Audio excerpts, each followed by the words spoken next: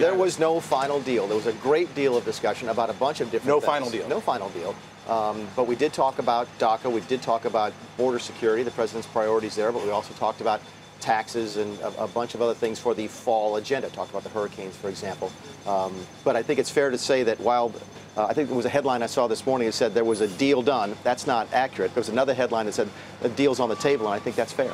So the Democrats said the deal ultimately would exclude funding for the border wall. Obviously, the president's highest political promise that he's made. The White House last night putting out a statement saying excluding the border wall was not actually discussed last night. Yeah. What can you tell us about what was actually said at that table last night about the wall?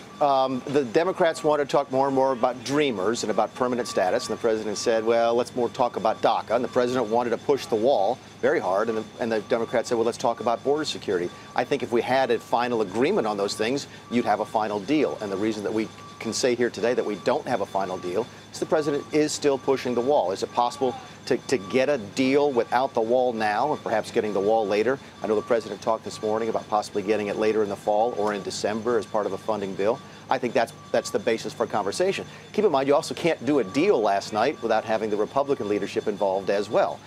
So I think it was very productive.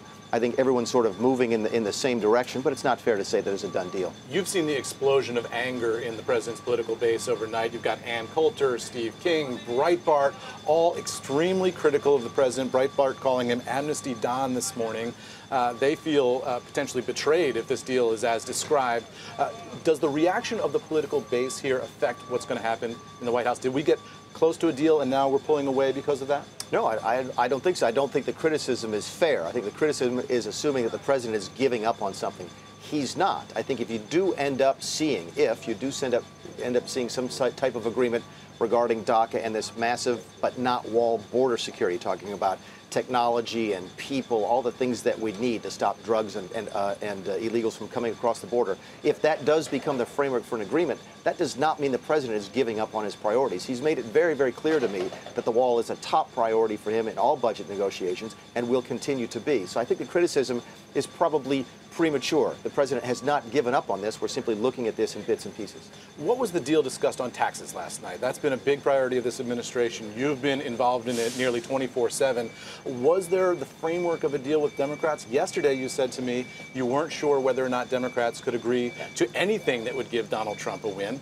Was there some wiggle room there last night? I didn't get that chance. I got a chance to ask a couple of questions last night, but the question that I mentioned to you yesterday, the question I wanted to ask was, could the Democrats ever support a 15% corporate tax rate? I didn't get a chance to ask that.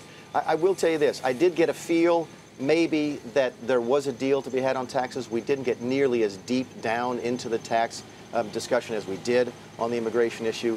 I'm a lot more optimistic, let's say, about something on DACA and border security than I would be right now on taxes, but that's fine. It was not a dinner that went 4 or 5 hours. We met for an hour and a half, and you can't fix all the world's problems in that short period of time. Hey there, thanks for checking out CNBC on YouTube. Be sure to subscribe to stay up to date on all of the day's biggest stories. You can also click on any of the videos around me to watch the latest from CNBC. Thanks for watching.